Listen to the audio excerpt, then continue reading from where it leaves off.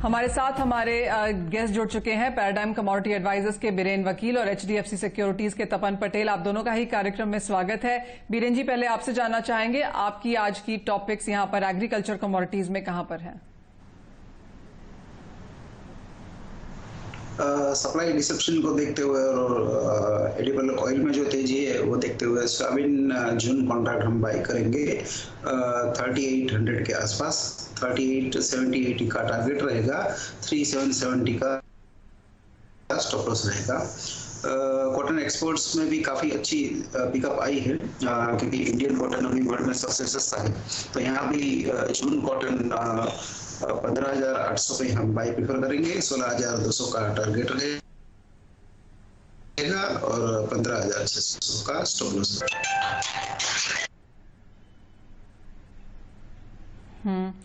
खरीदारी की राय यहाँ पर सोयाबीन और कॉटन दोनों में ही है। तपन, आपसे भी जानना चाहेंगे, जहां तक नॉन एग्रीकल्चर स्पेस की बात है, यहाँ पर आप कहां पर स्ट्रेटजीज के तरीके देखते हैं?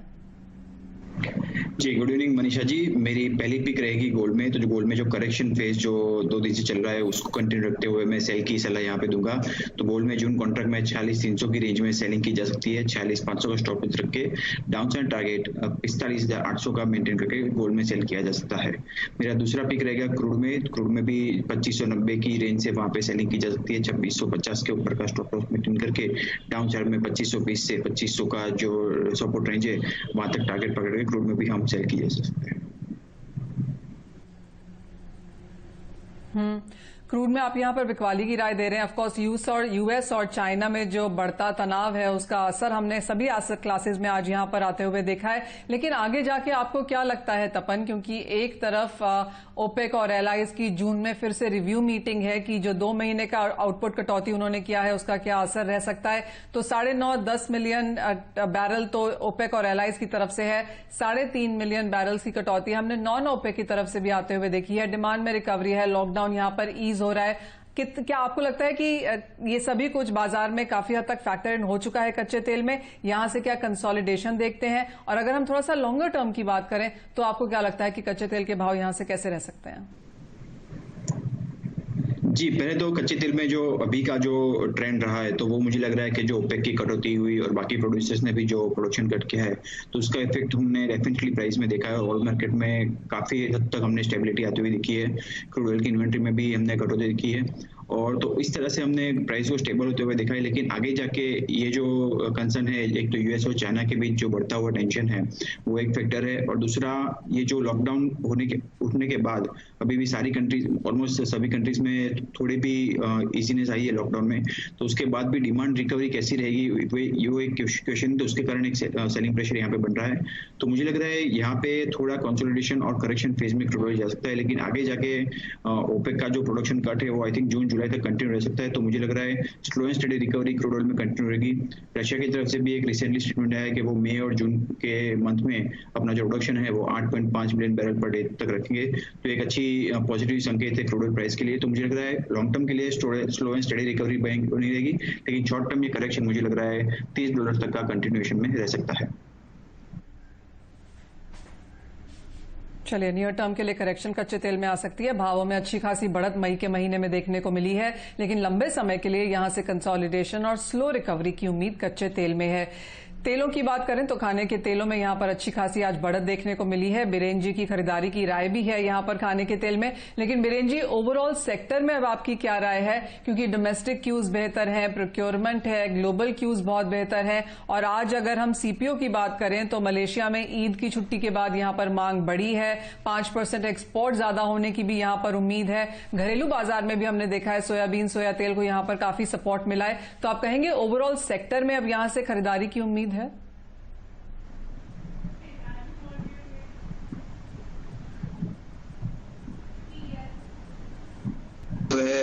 काफी कम आया, और पॉलिसी डायरेक्टिव्स भी थोड़ा ये है कि इंपोर्ट्स, स्पेशली सीपीओ इंपोर्ट में जो रिस्ट्रिक्शन आया तो इंपोर्ट प्रोबेबली पिछले 3-4 साल के लोएस्ट रहे हैं। सॉफ्ट ऑयल इंपोर्ट भी थोड़ा कम रहा। तो ये देखते हुए जनरल टाइटनेस है और लॉकडाउन को चलते हुए थोड़ा लोगों का कंटिजेंसी बाइंग भी थोड़ा निकला है पिछले 2-4 वीक से। तो ये देखते हुए जनरली स्पीकिंग ऐसा लग रहा है कि थोड़ी अपसाइड गुंजाइश सॉफ्ट ऑयल यानी सोयाबीन ऑयल में भी है और सीपीओ में भी है। बीरेन जी, आपसे मसालों पर भी बात करना चाहेंगे क्योंकि पिछले कुछ दिनों की खरीदारी के बाद यहां पर भी मुनाफा वसूली देखने को मिली है। हल्दी की अगर बात करें तो 3 हफ्तों के हाई से ये फिसला है। धनिये में 1 हफ्ते के हाईज हमने बनते हुए देखे थे, यहां से आज फिर मुनाफा वसूली लौटी है। तो मसालों में किस तरह से कारोबार अब आपको आगे जाके नजर आता है? मसालों में हल्दी में थोड़ी डिमांड है क्योंकि वैल्यूएशंस थोड़े अट्रैक्टिव है, और धनिया में भी थोड़ा इंटरेस्ट है क्योंकि सप्लाई का प्रेशर अभी तक नहीं आया है। जीरा में भी थोड़ी डाउन साइड में बिकवाली कम है क्योंकि यहाँ भी थोड़ा वैल्यूएशन अट्रैक्टिव है। लेकिन फंडामेंटल के पर्सपेक्टिव से मसाला जो हमारे यहाँ पिकल सीजन होती है वो थोड़ी फेल हुई है, तो हाउस होल्ड बाइंग काफ़ी कमज़ोर मिली है स्पेशली मसाला में। तो मुझे ऐसा लग रहा है कि मसाला सीमित कारोबार में रहेगा। धनिया में शायद 5500 के आसपास बाइंग इंटरेस्ट आ सकता है, जो कि आगे जाके हम 6200-6300 तक देख सकते हैं। तो ट्रेडिंग पर्सपेक्टिव से धनिया की मोमेंटम अच्छी होती है, हाई बीटा कमोडिटीज जिसको बोलेंगे, तो उसमें मेरा थोड़ा बाइंग इंटरेस्ट रहेगा। जी। खरीदारी यहां पर कुछ बहुत मसालों में भी देखने को मिली है, लेकिन इसी के साथ चीनी की बात करते हैं जहां पर कुछ मुनाफा वसूली पिछले कई दिनों में देखने को मिली है। अगर इस्मा की रिपोर्ट माने तो पिछले महीने में यहां पर 40% की गिरावट देखने को मिली थी चीनी के उत्पादन में। मई के महीने में ऑफकोर्स थोड़ी सी हमने यहां पर रिकवरी आते हुए देखी है, लेकिन बड़ी खबर यह है कि सरकार चीनी मिलों को अब यहां पर राहत दे सकती है। अप्रैल में चीनी की डिमांड में करीबन 40% की गिरावट देखने को मिली थी। साथ ही मार्च में भी चीनी की कंजम्पशन में यहां पर गिरावट थी। चीनी मिलों पर अगर किसानों का बकाया देखें तो वो बढ़कर अब 21,000 करोड़ तक पहुंच गया है। चीनी की खपत नहीं है, चीनी के दाम यहां पर गिरे हैं और चीनी यहां पर मिलों के पास पड़ी है, और इसी वजह से मिलें यहां पर किसानों का जो चुकता है वो यहां पर दे नहीं पाई हैं, और उसका असर हमने यहां पर इंडस्ट्री में आता हुआ देखा है। तो 2 चीजें हैं जहां पर शायद सरकार देख रही है, एक तो ये कि शायद सॉफ्ट लोन्स यहां पर चीनी मिलों को दिए जा सके, और दूसरा जो चीनी मिलों की काफी समय से डिमांड रही है कि जो मिनिमम सेलिंग प्राइस है चीनी का उसको 31 रुपए से बढ़ा दिया जाए, क्योंकि चीनी की जो कॉस्ट ऑफ प्रोडक्शन है वो 35 से 36 रुपए के बीच में आती है। प्रफुल्ल विठलानी आयस्ता के चेयरमैन अब हमारे साथ फोन लाइन पर जुड़े हैं। प्रफुल्ल जी नमस्कार। चीनी के लेकर थोड़ी सी दिक्कतें अब यहां पर हैं, लॉकडाउन के चलते भी एक्सपोर्ट भी इतना नहीं हो पा रहा है। आपको क्या लगता है किस तरह का राहत पैकेज यहां पर सरकार की तरफ से आ सकता है? ऐसा है मनीषा जी कि 20 लाख टन चीनी जो है पहले व्यापारियों के पास एक्स्ट्रा रहती थी तेजी मंदी के लिए, तो अभी फिक्स प्राइसिंग के हिसाब से वो गायब है। तो एक 20 लाख टन का जो स्टॉक इन ट्रेड है वो अभी नहीं है। 20 लाख वो अभी इन्वेस्टमेंट जो है इंडस्ट्री की तरफ चला गया है, वो ट्रेड का वो पैसा जो है अलग अलग डिफरेंट कमोडिटीज में डाइवर्ट हो चुका है। दूसरा, जैसा आपने कहा वैसे ये सिचुएशंस के पीछे जो डिमांड गिरी है, तो ऐसा हमें लग रहा है कि 2019-20 में ये सीजन में करीबन 20 लाख टन का कंजप्शन भी नीचे आ जाएगा। अगर 40 लाख टन की हम अमाउंट पकड़ गए तो करीबन 13,000 करोड़ तो रुपया उसमें ही इंडस्ट्री का लिक्विडिटी में प्रॉब्लम आ गया है। दूसरा, जो बफर सब्सिडी, एक्सपोर्ट सब्सिडी जो है, अगर गवर्नमेंट जल्दी डिसबर्समेंट कर देवे तो राहत मिल सकती है, नहीं तो उसमें भी थोड़ा सा जो सेंट्रल से हमने रिक्वेस्ट की है कि हो सके उतना जल्दी कर दे। दूसरे उसके हमने रास्ते भी थोड़े ऐसे दिए हैं कि एफआरपी का जो पेमेंट है हिंदुस्तान में एक्सेप्ट गुजरात सब जगह पे within 14 days of delivered of the sugar cane farmers को दिया जाता है, जबकि गुजरात में एक ऐसा मॉडल है कि 35% payment on the delivery, 35% payment in April और 35% बैलेंस 30% इन सितंबर। ये भी हमने रिक्वेस्ट की है गवर्नमेंट को कि अगर ये आपके लिए थोड़ी सी जो लिक्विडिटी 14 दिन के अंदर ही शुगर केन का पेमेंट करो और उसका फिनिश प्रोडक्ट है वो 18 महीने तक बेचते रहो, तो इंडस्ट्री की पोजीशन में कहीं ना कहीं हेल्प करनी ही चाहिए, इसमें कोई दो राय नहीं है। और ऐसा है कि एफआरपी फिलहाल जो हिंदुस्तान में दी जाती है फार्मर्स को, वो वर्ल्ड के जो एक्सपोर्टिंग कंट्रीज है उनसे करीबन 35 से 40% ज्यादा है। तो जब हम फिनिश प्रोडक्ट एक्सपोर्ट करने जाते हैं तो एक्सपोर्ट सब्सिडी की जरूरत पड़ती है, जो अपने को गवर्नमेंट काफी अच्छी तरह से हेल्प कर रही है। पर इसमें भी हमने एक सलाह दी है कि 80 या 85% जो है, जो हिंदुस्तान में FRP दी जाती है वो दी जाए, और जो एक्सपोर्ट की है, जो एक्सपोर्टिंग कंट्रीज अपने यहाँ फार्मर्स को जो देते हैं उसकी एक एवरेज बना के 15% करके ड्यूअल FRP का 21-22 में एक साल के लिए एक अनुभव किया जाए, जिससे क्या होगा, ये मॉडल ऑलरेडी थाईलैंड में सक्सेस भी हुआ था एक बार। तो इस तरह से अगर करने से ये होता है कि प्रफुल्ल जी, फार्मर्स को भी पता चलेगा और इस चीज में फर्क। तो काफी सारे, जैसे आपने कहा कि काफी सारे प्रेजेंटेशंस यहाँ पर सरकार को देने की कोशिश की गई है, लेकिन आपको क्या लगता है कि राहत पैकेज में एक दो चीजें यहाँ पर क्या आ सकती हैं, और आपको लगता है कि आगे जाके चीनी की मांग अब यहाँ से सुधरेगी, क्योंकि लॉकडाउन अब यहाँ पर और इसमें ढील दी जाएगी? नहीं, देखिए, जहां तक जब तक कोई सोशल गैदरिंग चालू नहीं होती है, जैसे अभी हमारी तो पोजीशन ये खराब है कि रेस्टोरेंट्स बंद है, गवर्नमेंट गैदरिंग्स नहीं होती है, कोई सोशल फंक्शंस नहीं हो रहे, कोई बिजनेस फंक्शंस नहीं हो रही है, कोई आइसक्रीम्स, अभी देखो ये पूरी सीजन जो है वो आइसक्रीम और सॉफ्ट ड्रिंक्स की थी, तो वो कोई कंजप्शन हुआ नहीं है, और जो कंजप्शन लॉस्ट हो गया वो तो रिवाइव होगा नहीं, गया वो तो गया। तो ऐसा है कि पोजीशन में कोई भी, हर एक एसोसिएशन ने अपनी अपनी ओर से काफी सजेशन गवर्नमेंट को दिए है, जिस तरह से भी राहत आ जावे इज ऑलवेज वेलकम। और जहां तक सॉफ्ट लोन है वो तो बहुत बुरी तरह से रिक्वायर्ड है इंडस्ट्री के लिए, क्योंकि लिक्विडिटी का बहुत ही प्रॉब्लम है। और दूसरा एक हमने ये भी सलाह दी है कि MSP का जहां तक सवाल है, अगर 31 रुपीज महाराष्ट्र का है तो नॉर्थ का 32 रुपीज या 32.50 रखा जाए, ताकि महाराष्ट्र की इंडस्ट्री कुछ बेच पाए। ऐसा हो रहा है कि एवरी मंथ जो मार्च महीने से चालू हुआ है 2 या 3 लाख टन 4 लाख टन एक महाराष्ट्र स्टेट को ही हिट हो रहा है। बाकी क्या है कि लॉजिस्टिक और जियोग्राफिकली बेनिफिट्स होने से नॉर्थ की मिलें बेच सकती है, पर महाराष्ट्र की नहीं बेच सकती। अगर महाराष्ट्र में इतना वजन बढ़ जाएगा तो कहीं MSP को रिस्क आ जाएगा, तो इससे बेहतर है कि सबको साथ में लेके चले। एब्सोल्युटली। तो काफी सारी दिक्कतें यहाँ पर इंडस्ट्री के लिए है। MSP बढ़ाना चाहिए, सॉफ्ट लोन जरूर देना चाहिए, एक राहत पैकेज की जरूरत यहाँ पर जरूर है। और जब तक लॉकडाउन में आप मॉल्स और होटल्स, रेस्टोरेंट्स, कैफेज खुलता हुआ नहीं देखेंगे, तब तक चीनी एक ऐसा कमोडिटी है जहां पर हम दबाव आगे भी बढ़ता हुआ देख सकते हैं। लेकिन इसी के साथ लेंगे एक छोटा सा ब्रेक। जब लौटेंगे तो दर्शकों को करेंगे हमारे शो में शामिल, लेंगे उनके सवालों के जवाब।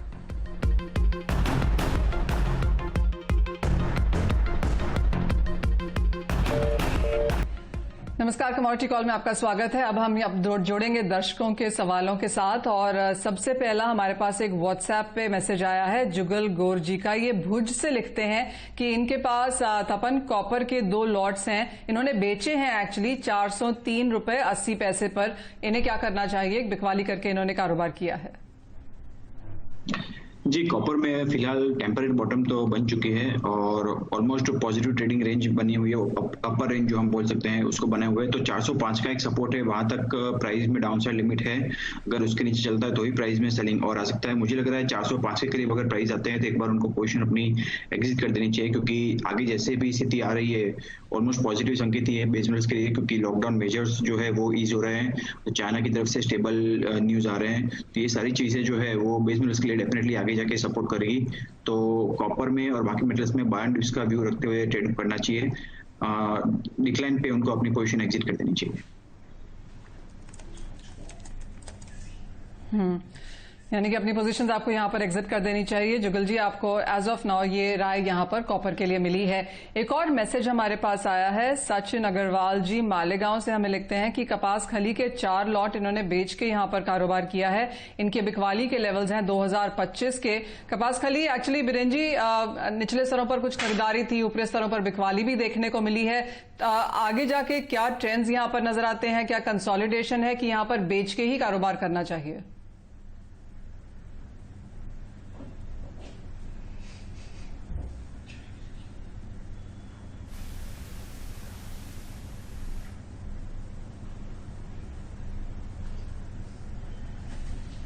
बीरेन जी से यहां पर फिर से संपर्क जोड़ने की कोशिश करेंगे। कपास खली और जितने भी जो लाइव स्टॉक के फीड हैं वो हमने यहाँ पर उनमें प्रेशर आते हुए देखा है। इतनी ज्यादा बिकवाली देखने को मिली कि निचले स्तरों पर वैल्यू बाइंग जरूर आई थी, लेकिन ऊपरी स्तरों पर यहाँ पर लगातार फिर से मुनाफा वसूली है। तो सचिन जी, अगर आपने 2025 में यहाँ पर बेचा है, हमने यहाँ पर प्रेशर बरकरार आता हुआ देखा है, तो लोअर लेवल्स की यहाँ पर आप फिर से इंतजार कर सकते हैं। हमारे साथ एक दर्शक फोन लाइन पर जुड़े हैं, चिंतन कंदोर जी मुंबई से। चिंतन नमस्कार, क्या है आपका सवाल? मेरा सवाल ये कि मैंने निकल 930 में 4 लॉट बाई किया है 930 में, तो कितना नीचे जा सकता है और कितना ऊपर जा सकता है? आज मेटल्स में काफी हद तक मिक्स कारोबार देखने को मिला है। वैल्यू बाइंग तपन यहां पर कई दिनों तक थी, लेकिन अब जो यूएस और चाइना की चिंताएं हैं और ये चीज कि यूएस इस हफ्ता खत्म होने से पहले कोई अनाउंसमेंट कर सकता है, चाइना पे सैंक्शंस लगा सकता है, वो एक चीज यहां पर चिंता की बाजार में जरूर देखने को मिली है। निकल में 4 लॉट की खरीदारी है चिंतन की 930 के लेवल्स पर, इनके लिए क्या राय है?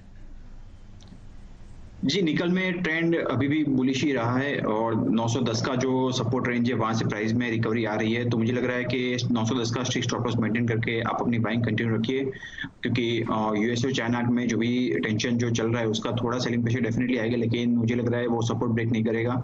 ऊपर जाके आपको 940 और 955 के लेवल देख सकते हैं। तो मुझे लग रहा है अपनी पोजीशन फिलहाल स्ट्रिक्ट स्टॉप लॉस के साथ आप मेंटेन कीजिए। यानी अपनी पोजीशंस आप यहां पर मेंटेन कर सकते हैं फिलहाल। तब ना बाकी मेटल्स के बारे में क्या कहेंगे, क्योंकि कॉपर में हमने 2 हफ्ते के हाई से यहां पर बिकवाली आते हुए देखी है। एल्यूमिनियम के तो यहां पर फंडामेंटल्स ही वीक हैं, और जिस तरह से इंटरनेशनल स्टडी ग्रुप्स की रिपोर्ट आई है, चाहे वो कॉपर की है, जिंक एंड लेड की है, क्लियरली जिस तरह का सरप्लस फर्स्ट क्वार्टर इस साल में बनता हुआ देखा है वो कहीं ज्यादा है पिछले साल के मुकाबले। तो आप क्या कहेंगे, क्या ये जो ज्यादा सप्लाई है एक्स चाइना में, जो डिमांड रिकवरी में अभी भी थोड़ा सा स्क्रैची है, क्या इसका प्रेशर यहां पर प्राइसेस में पड़ेगा?